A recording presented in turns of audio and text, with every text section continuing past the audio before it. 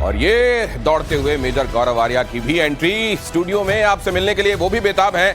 पीके Srivastava air marshal भी हमारे साथ हैं, लेकिन इस वक्त की बड़ी खबर के साथ शुरुआत कर दूं जरा। प्रतिशोध आप देख रहे हैं पीओके को लेकर इस वक्त की बड़ी खबर। पीओके को लेकर भारत की पाकिस्तान को आखिरी चेतावनी। विदेश मंत्रालय ने कहा पीओके जल्द खाली करे पाकिस्तान। इनफैक्ट पिछले 15 दिनों के भीतर ये दूसरी बार भारत की तरफ से असर्ट किया जा रहा है जल्दी खाली करो पीओके। पाकिस्तान मोस्ट वांटेड आतंकियों को सौंपे। एमईए ने यह भी कहा। एमईए की तरफ से यह पोस्चरिंग बहुत कुछ कहती है। 15 दिन एक पखवाड़े के भीतर दूसरी बार यह कहा जाना पीओके को जल्दी खाली करो, और दूसरे यह भी कहा जाना कि भारत के जो मोस्ट वांटेड आतंकी हैं उनको जल्दी सौंपो। यह डोजियर से आगे की बात है। डोज कंटिन्यू कर रही है प्रतिशोध के तौर पर। प्रधानमंत्री ने आज प्रतिशोध को और नए आयाम दे दिए। उन्होंने कहा यह प्रतिशोध ये सिर्फ शोध प्रतिशोध नहीं, ये न्याय के लिए लिया जा रहा प्रतिशोध है। मेजर गौरव आर्या मेरे साथ मौजूद हैं। प्रधानमंत्री की बात पर तो हम जाएंगे। एमईए ने जो ये कहा जी, इसके मायने क्या है? देखिए, मैं दिनेश एक बात कहना चाहता हूं, बड़ी इंपॉर्टेंट बात है। और इंपॉर्टेंट क्यों है? इसलिए कि भारत ने अब एक मन बना लिया है कि जहां ऑपरेशन सिंदूर है, जहां काइनेटिक तरीके से ठोका जा रहा है पाकिस्तान को, यहां डिप्लोमेटिक तरीके से लगातार दर लगातार पाकिस्तान के ऊपर प्रेशर है। कोई ऐसा दिन ना जाए जब पाकिस्तान के ऊपर या तो काइनेटिक प्रेशर ना हो, यानी कि तोप गोला बारूद का प्रेशर ना हो, या पाकिस्तान के ऊपर पानी का प्रेशर ना हो, या फिर पाकिस्तान के ऊपर डिप्लोमेटिक प्रेशर ना हो, स्पोर्ट्स का प्रेशर ना हो। पूरा का पूरा एक इकोसिस्टम भारत ने बना दिया। और रोज पाकिस्तान, दिन के हर पहर पाकिस्तान ये प्रेशर फील करेगा। ये जो कहने वाली बात है ना कि आप हाफिज सईद को सौंपिए, सीधी बात है, आपने रख रखा है यूनाइटेड नेशन डेजिग्नेटेड टेररिस्ट है हाफिज सईद। वो क्या कर रहा है पाकिस्तान के अंदर? क्यों उसको वीआईपी प्रोटोकॉल मिल रहा है? क्यों उसको आप अपने बाबा कौम मोहम्मद अली जिन्ना वाली रिस्पेक्ट दे रहे हैं? वहां पे वापस करो भारत को। दाऊद इब्राहिम क्या कर रहा है वहां पे? मौलाना मसूद अजहर क्या कर रहा है? वापस करो। एक और बात जो भारत अक्सर कह रहा है पाकिस्तान से, और ये 2-3 बार कह चुका है, अब देखिए इसमें भी प्रेशर है कि पीओके तुम्हारा नहीं है, खाली करो खाली करो। अब भारत धीरे धीरे चूड़ियां कस रहा है पाकिस्तान की तरफ। नहीं, अब गौरव जी, ये तो यूएन रेजोल्यूशन में भी था कि पीओके को खाली करो जी। पहला स्टेप तो उसका वही था सर। गए थे आप सर बिल्कुल ठीक कह रहे हैं कि पहला स्टेप वो था जो यूनाइटेड नेशन सिक्योरिटी काउंसिल के बात करते हैं ये लोग, प्लेबिसिट के बारे में पाकिस्तानी कहते हैं कि वहां पे वोट होना चाहिए, कश्मीरी अपना फैसला करेगा। ओ भाई, उसका पहला स्टेप तो ये है कि तुम लोग खाली करो, तुम खाली करो। तो पाकिस्तान क्या है, हमारे गले में वो हार पहना देता है हर समय कि इंडिया ने रोक रखा है। पहला कदम तो पाकिस्तान को करना है दिनेश। पहला कदम पाकिस्तान को उठाना है, इसलिए जल्दी उठाए, क्योंकि कदम सलामत रहते रहते कदम उठा लो। आगे पैर चले ना चले, पीएम मोदी का पाकिस्तान का को लेकर स्पष्ट संदेश है। अब बात सिर्फ पीओके तक नहीं रहने वाली। पीएम मोदी ने कह दिया है पाकिस्तान के साथ न ट्रेड होगा न ही टॉक्स होंगे। पाकिस्तान के साथ न ट्रेड होगा न टॉक। अगर बात होगी तो सिर्फ पाकिस्तान के कब्जे वाले कश्मीर की, पीओके की। और अगर पाकिस्तान ने आतंकियों को एक्सपोर्ट करना जारी रखा तो उसको पाई पाई के लिए मोहताज होना होगा।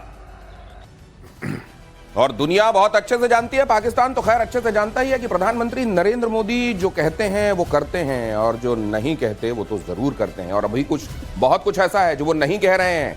पाई पाई के लिए मोहताज तो खैर करा देंगे, लेकिन यहाँ पीओके को लेकर ये असर्शन सर जी, ये एमईए की तरफ से लगातार ये हफ्ते डेढ़ हफ्ते के अंदर कहा जाना जी, प्रधानमंत्री का इस बड़ी रैली में कहना जी, गृह मंत्री पहले ही कह चुके हैं संसद में इसके लिए जान दे देंगे। क्या is there anything very big very soon on the wall sir?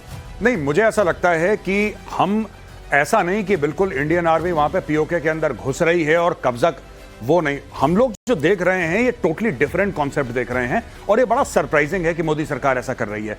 Surprising ये है कि चारों तरफ, जैसे अभी मोदी जी को आपने देखा, माननीय प्रधानमंत्री ये कह रहे हैं कि पाई पाई के लिए मोहताज। इसका मतलब क्या है? ये उन्होंने मुहावरतन नहीं कह दिया। बात यह है कि जो आईएमएफ से पैसा लेता है पाकिस्तान, हम उसको ब्लॉक करेंगे। जो वर्ल्ड बैंक से पैसा लेता है हम उसको ब्लॉक करेंगे।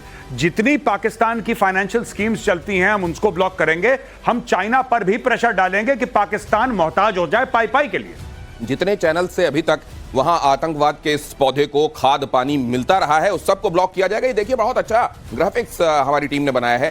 कूटनीति से, अर्थनीति से, मिलिट्री एक्शन तो खैर कहीं दिया गया है कि बंद नहीं होगा, ये थप्पड़ पड़ते रहेंगे। पीओके में बगावत चल रही है। वहां के लोग जो कह रहे हैं कि हमको तो भारत के साथ भैया मिलना है जल्दी, खैर उनको ये पहले कहा जा रहा है कि यहां से चलो, खाली करो। सर ये वहां को लेकर जो कॉम्प्लेक्सिटीज हैं, बहुत सारी चीजें ऐसी हैं जो कहा जा रहा है कि इसको व्यावहारिक रूप से भी देखना पड़ेगा, इस लिहाज से भी देखना पड़ेगा कि चाइना को वहां इन्वॉल्व करके पाकिस्तान ने अपने लिए शील्ड तैयार करने की कोशिश की है। इसको आप कैसे देखते हैं? दिनेश, पाकिस्तान सोचता है कि वो शील्ड तैयार कर रहा है। अब देखिए, आप एक ही चीज को देख लिए, PL-15 पाकिस्तान को दिया उसने, ये EW वल्नरेबल था जो उसको दिया। बहुत सीधा सवाल पूछता हूं सर, मान लीजिए पीओके को लेकर भारत ने कोई एक्शन किया, क्या चाइना का कहीं रोल देखते हैं? वो चुपचाप रहेगा, पीछे रहेगा, बैकफुट पर रहेगा? आप देखिए, हमें एक्शन करने की जरूरत नहीं पड़ेगी क्योंकि लीगली पीओके को पाकिस्तान को खाली करना है। ये तो यूएन की बात हो रही है ना, तो अर्थनीति भी है। लेकिन ये जो आप जिसको न्याय नीति बोलते हैं, अगर न्याय संहिता के हिसाब से भी देखिए तो पहली जिम्मेदारी है पाकिस्तान की पीओके को खाली करना। तो हम तो वही चीज मांग रहे हैं जो लिखी हुई है। मेजर गौरव आर्या कुछ जोड़ना चाह रहे हैं बहुत जल्दी से सर। जी, मैं ये कहना चाह रहा हूं कि जो असदुद्दीन ओवैसी साहब ने बोला था ना कि अंदर घुस के बैठ जाओ, बिल्कुल ठीक वाली बात, जो बिल्कुल ठीक थी ओवैसी की।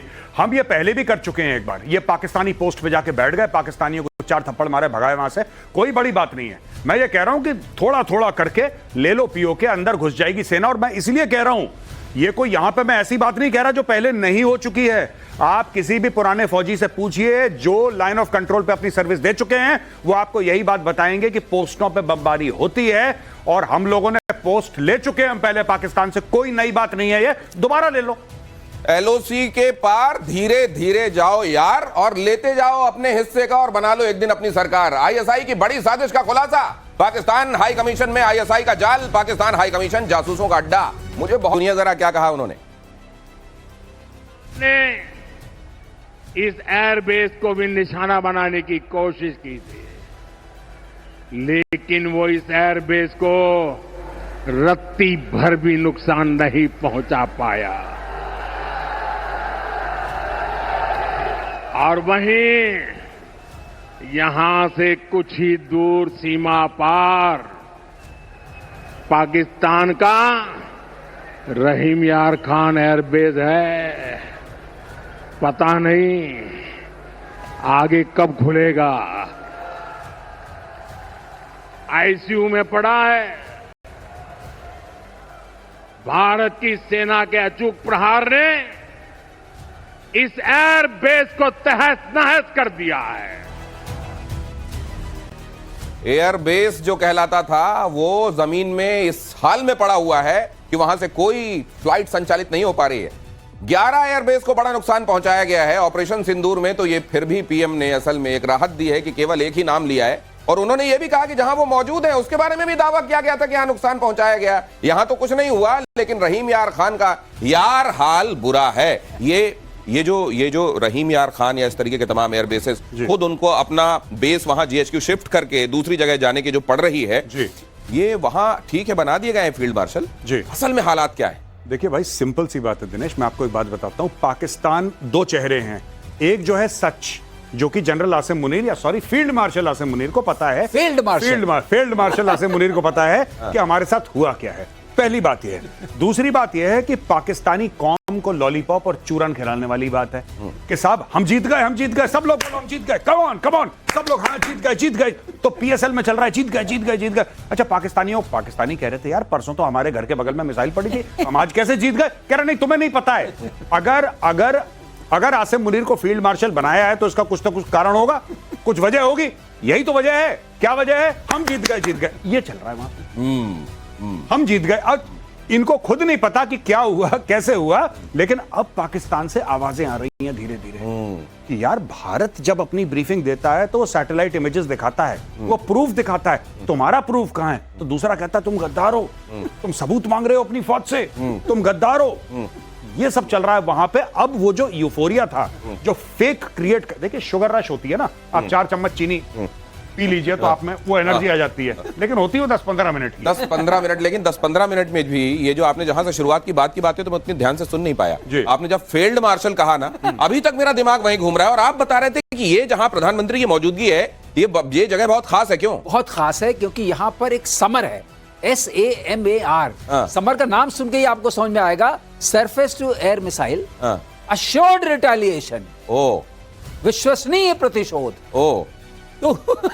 विश्वसनीय प्रतिशोध। ये प्रतिशोध की यहां भी खासियत है, जो देखते हैं आप उसकी क्रेडिबिलिटी अनमैच्ड है। खैर, ये जो है समर, ये किसका काम क्या है? ये समर ये है कि हमने खुद बनाई है, बल्कि इसको भारतीय वायुसेना ने बनाया है अपने ही सिस्टम से, इंजीनियरिंग सिस्टम से।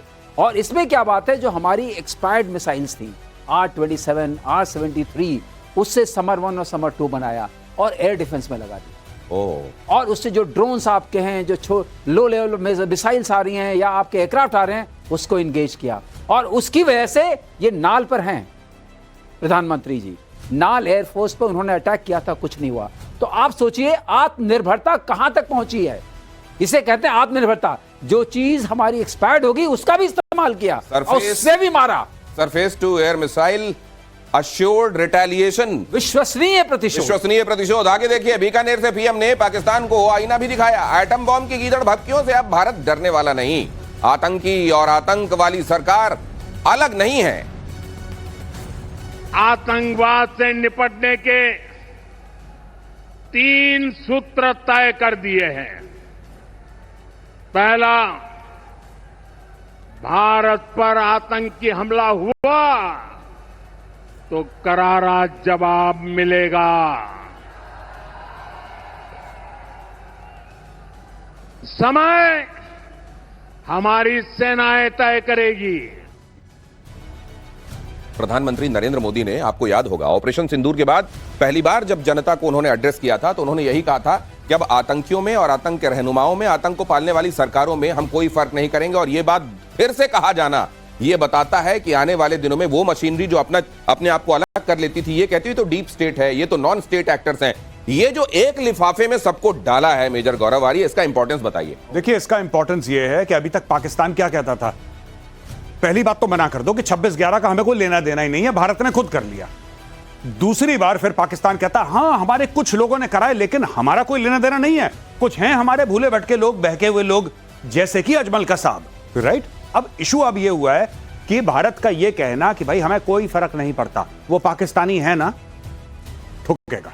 साफ सीधी बात है, तुम्हें पता था नहीं पता था, तुम्हारे स्टेट का लेना था देना था, इससे हमें कोई लेना देना नहीं। और एक और बात बड़ी अहम, अगर भारत के अंदर अटैक होता है, चाहे उसमें पाकिस्तानी डायरेक्टली इन्वॉल्व हो ना हो, अगर यह पता लग गया कि आपने इंडोक्ट्रिनेशन कराया, आपने ट्रेन कराए, आपने फाइनेंस कराए, आपने इक्विप कराए, फिर भी ठोकेंगे पाकिस्तान को। तो यह क्लियर कर दिया अब पाकिस्तानी सरकार भारत के रिटेलिएशन से सिर्फ यह कह के कि साहब हमें पता नहीं था किसने कर दिया, अब वो चैप्टर खत्म कर दिया। असल में भारत ने ना बहुत सारी एम्बिग्विटीज अब दूर करनी शुरू कर दी जी। जब तथ्य सामने है, जब सच्चाई इतने बड़े बड़े फॉन्ट साइज में लिखी हुई आपके सामने आ रही है, तो उसको नकारा क्यों जाए। ये जरा देखिए वो ग्राफिक्स एक बार फिर से प्ले कीजिए जो हमारी टीम ने बनाया, शानदार काम किया है। क्यों आतंक को पालने वाली ये सरकार है, वो देखिए, वो इबारत जो आपको यहां टीवी में छोटी दिखाई दे रही ना, इतनी बड़ी बड़ी इबारत दुनिया के सामने लिखी हुई। पीके श्रीवास्तव सर, इस इबारत को अब स्वीकार करके जो व्यवहार उनके साथ किया जाना है वो तय कर देना, ये मुझको लगता है बहुत बड़ी उपलब्धि है देश की। ये उपलब्धि नहीं, ये बहुत बड़ा पैराडाइम शिफ्ट है।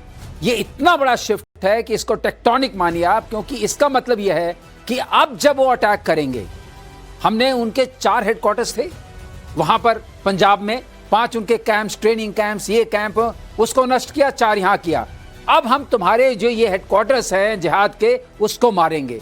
अब मारने के लिए संकोच नहीं करेंगे, ये साफ बात प्रधानमंत्री ने कह दी है। और ये अपने आप में बहुत बड़ा संदेश है, ये प्रतिशोध का ऐसा संदेश है कि ये उनके कानों में गूंजता रहेगा। अगली हरकत करने से पहले सोचना पड़ेगा कि अब डिनाइबिलिटी नहीं है। डिनाइबिलिटी के चक्कर में हम थर्ड पार्टी से इन्वेस्टिगेशन कराएंगे, हम किसी और को बुलाएंगे, हम यहां जाएंगे, अब सब खत्म।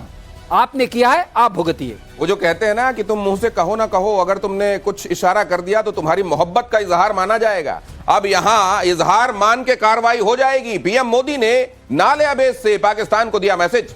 पीएम मोदी का विमान नाल एयरबेस पर उतरा। बीकानेर के इस एयरबेस को पाकिस्तान ने टारगेट करने की कोशिश की थी। पाकिस्तान के हमलों से एयरबेस को कोई नुकसान नहीं हुआ था। यह अभी पीके श्रीवास्तव सर इसका सिग्निफिकेंस बता रहे थे।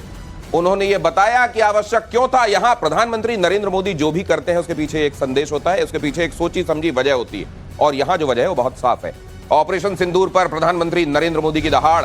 जब सिंदूर बारूद बना तो नतीजा दुनिया ने देखा। 22 मिनट में आतंकियों के 9 ठिकाने तबाह हुए। 22 तारीख के हमले के जवाब में हमने 22 मिनट में आतंकियों के 9 सबसे बड़े ठिकाने तबाह कर दिए। दुनिया ने और देश के दुश्मनों ने भी देख लिया कि जब सिंदूर बारूद बन जाता है तो नतीजा क्या होता है।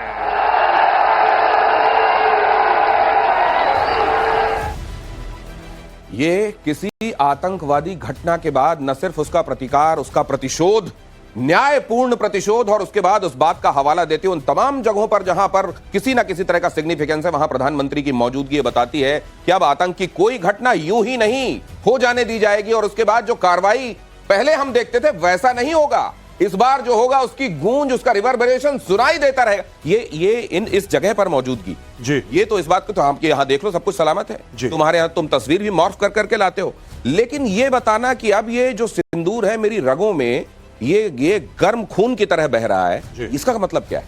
देखिए, इसका मतलब सिर्फ ये है कि जो सर ने बताया ना कि पैराडाइम शिफ्ट हो गया है भारत की सोच में।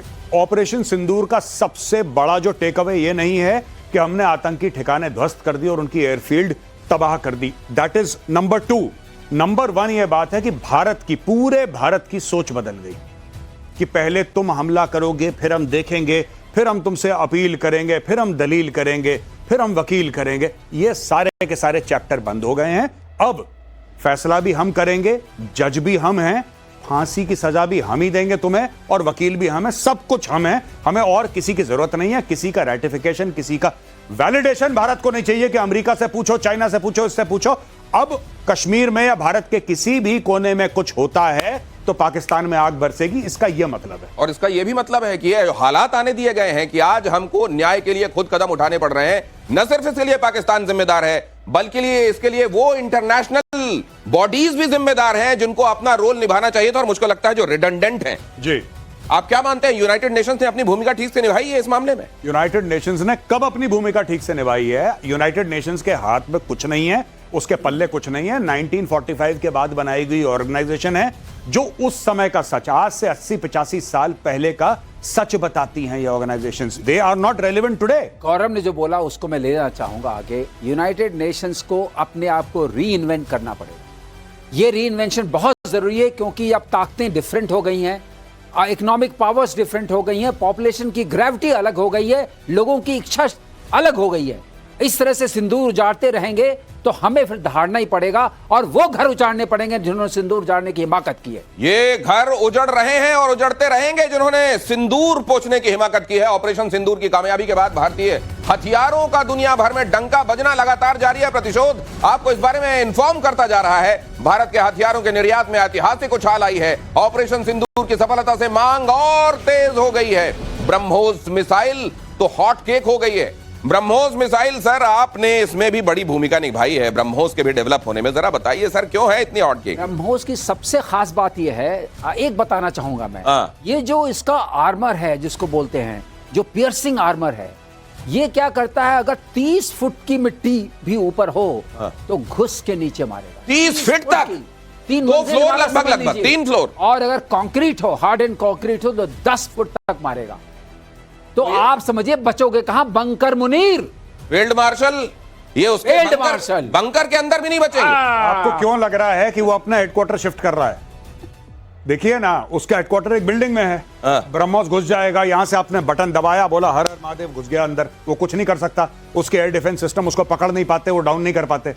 वो क्यों पहाड़ के अंदर घुस रहा है? वो क्यों कह रहा है कि मरगला हिल्स के अंदर अपना हेडक्वार्टर ले जाऊंगा? कि पहाड़ तो नहीं तोड़ पाएगा ना कम से कम ब्रह्मोस, तो पहाड़ के अंदर बिल खोद के घुस गया वो। ये है चक्कर। किराना भी दिखा दिया है तब भी मरगला, एक तो मरगला, अरे बड़े मरगल्ले आदमी हो यार, ये मरगिल्ले टाइप के आदमी को कहा जाता है। वही मरगला, ये नहीं, ये मरगला पहाड़ी जो है वहां जाके आदमी अपने आप को सेफ मान रहा है किराना का हाल देखने के बाद भी। दिनेश, लेकिन एक बात और है, वो आदमी जो इतना सेल्फिश हो कि सिर्फ अपने को सेव करने की सोचे, अपनी जनता का क्या, अपने आवाम का क्या, अरे सैनिकों का क्या, बंकर के अंदर घुसा हुआ था जब सब कुछ हो गया, पूरा तूफान निकल गया तब बाहर तो मुझे इनके आवाम से कहना चाहिए, ऐसे field marshal, air marshal, water marshal, field marshal, अरे हटाओ इनको, क्या करना है, ये किस काम के आपकी रक्षा की इन्होंने की नहीं। अरे आपके यहाँ के मार्शल से अच्छा तो हमारे यहाँ के मार्शल नाम का एक वाहन होता है। बहरहाल भारतीय हथियारों ने तोड़े सारे रिकॉर्ड, आयात के मुकाबले रिकॉर्ड स्तर पर निर्यात, भारतीय हथियारों का निर्यात 34%। और भारत के रक्षा मंत्री ने एक ट्वीट के जरिए ये भारतवासियों को बताया भी है कि पहले जहां आयात हुआ करता था अब निर्यात पर जोर है, हम दुनिया भर को दे रहे हैं। ये इससे तो मिलिट्री इंडस्ट्रियल कॉम्प्लेक्स चलाने वाला दादा बड़ा थर्राया होगा। बहुत ये बहुत बड़ी बात आपके इसमें यह शो करता है कि आपके वैज्ञानिकों, आपके इंजीनियर्स, आपके प्रोडक्शन की क्षमता, इन सब को मिलने के बाद और आपकी सोच, भारत सरकार की सोच, अगर आत्मनिर्भरता की सोच नहीं होती तो कुछ भी नहीं होता। अगर वो हो रहा है और आपका सामान की ब्रांडिंग हुई, अरे ऑपरेशन सिंदूर में जो हमारा नुकसान हुआ, लेकिन एक जरूर स्टैंडिंग आई पूरे ग्लोबल स्टेज पर कि हम अपनी रक्षा खुद कर सकते हैं, अपने शस्त्रों से कर सकते हैं, अपने वीरों से कर सकते हैं। हमें कोई उधार के लोग नहीं चाहिए, चाइना के पास जाके गिड़गिड़ाना नहीं है, अमेरिका के पास जाके रोना नहीं है।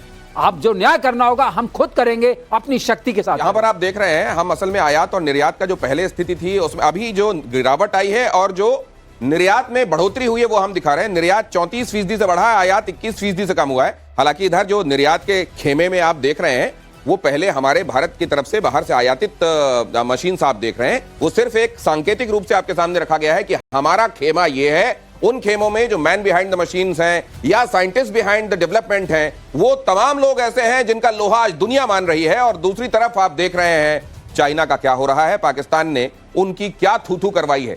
जरा देखिए भारतीय हथियारों की मांग से प्रोडक्शन कैसे बढ़ा, 1,27,000 करोड़ रुपए का उत्पादन, ये आप देख रहे हैं। जरा ये महत्वपूर्ण खबर है, देखिए जरा, भारतीय हथियारों की मांग से उत्पादन बढ़ा है। जाहिर है आपको उत्पादन बढ़ाना पड़ेगा, मैन्युफैक्चरिंग बढ़ानी पड़ेगी। अगर बाहर से भी आपको ऑर्डर लेने हैं तो आपको फिर अपनी मशीन को और ज्यादा चलाना होगा। और ये बताता है कि आप पर दुनिया का भरोसा बढ़ रहा है। आप ये जो भारत कहता है कि जब भारत का मंगल होता है या भारत का उदय होता है तो दुनिया का मंगल होता है, दुनिया का उदय होता है। मेजर गौरव आर्या जी, ये अब दिखाई दे रहा है कि भारत के ऊपर लोगों का भरोसा और बढ़ रहा है। मैं बता रहा हूं, सर बगल में खड़े हैं, he'll be able to better tell।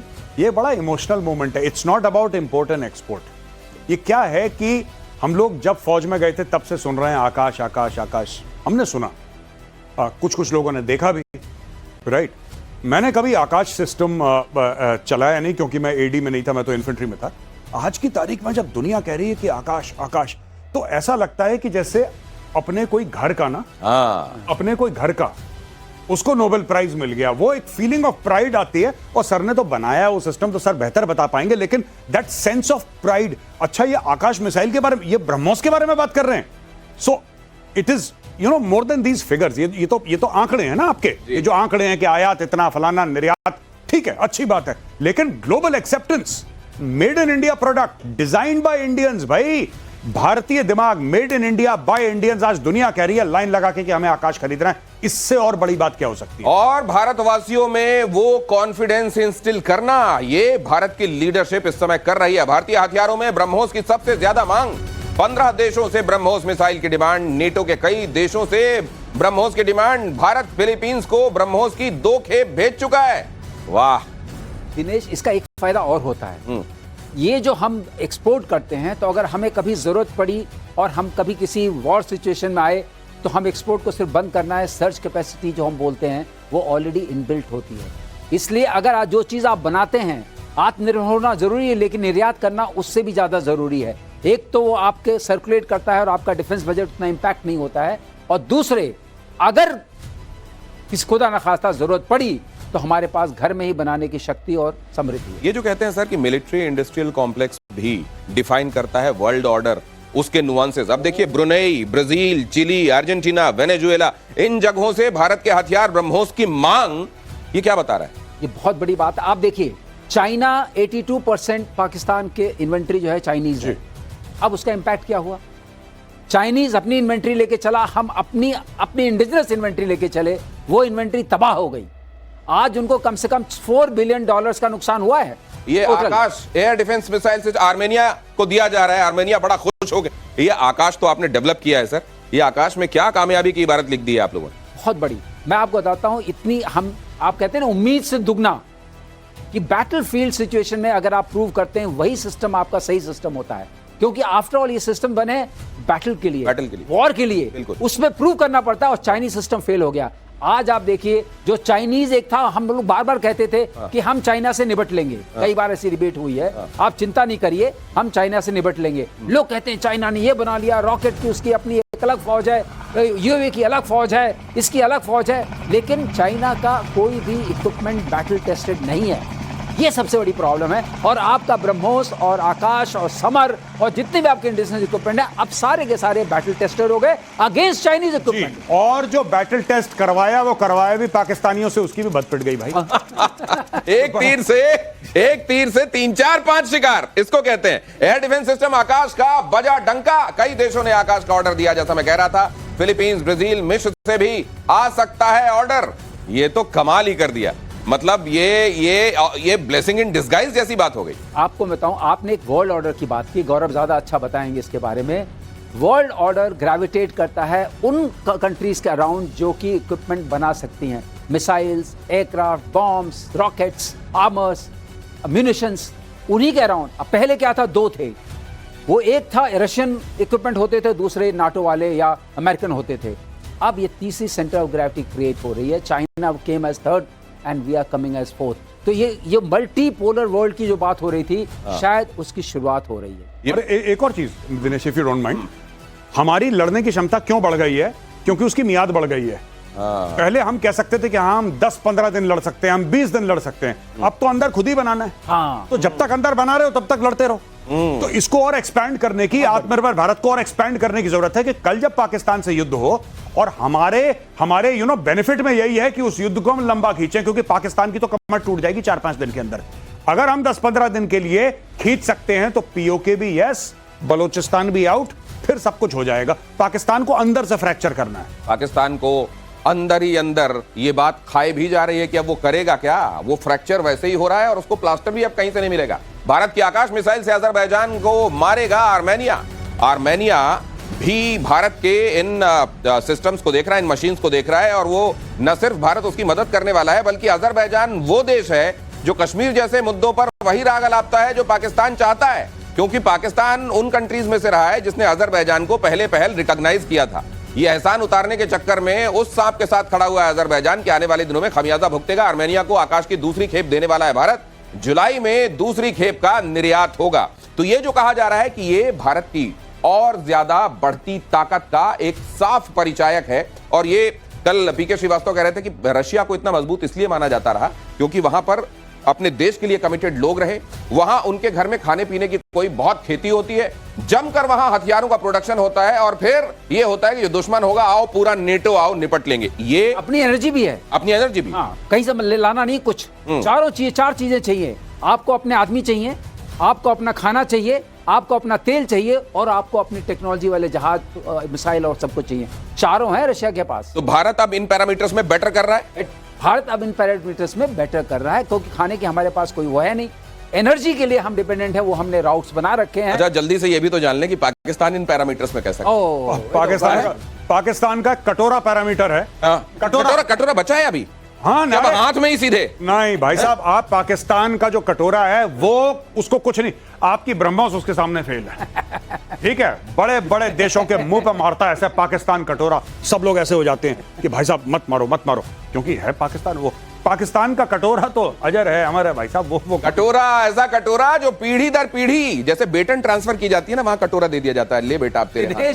ये अपने मंत्री कह रहे थे कि जब हम जाते हैं कहीं तो लोग डर जाते हैं कि कहीं मांगने तो नहीं आए। मांगने तो भारतीय ड्रोन की मांग में तेजी, मिडिल ईस्ट दक्षिण पूर्व एशिया से मांग 2030 तक ग्लोबल लीडर बनने का लक्ष्य। ड्रोन टेक्नोलॉजी पूरे वॉर लैंडस्केप को बदल देने वाली टेक्नोलॉजी, और अगर उसमें भारत अपने आप को यूं उभरता हुआ एक पावर बना रहा है, तो निश्चित रूप से फिर भारत के आगे बाकी शक्तियों को भी अब महत्व के साथ विचार करना होगा। मेजर गौरव आर्य, नहीं बिल्कुल, ये देखिए ड्रोन में हम लोगों ने काफी लेट इसमें हमने एंट्री करी, लेकिन जब हमने फैसला कर लिया तो अब हम बात कर रहे हैं ग्लोबल लीडर बनने। सर एक बड़ी खबर आ रही है, वो जरा अपने दर्शकों को बता दूं। जरा देखिए ये बड़ी खबर, इस वक्त की बड़ी खबर। प्रतिशोध में किश्तवाड़ में आतंकियों को सेना ने घेर लिया है। सुरक्षा बलों और आतंकियों के बीच में मुठभेड़।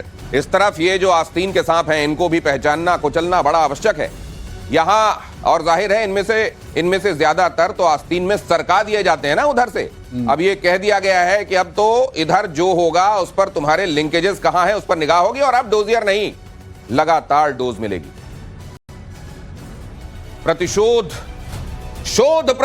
तक सीमित नहीं, अब न्याय तक पहुंचेगा। यह बहुत बड़ा स्टेटमेंट है। इस स्टेटमेंट पर आज विचार कीजिएगा। कल एक बहुत महत्वपूर्ण एलिमेंट प्रतिशोध में हाजिर होंगे हम। नमस्कार।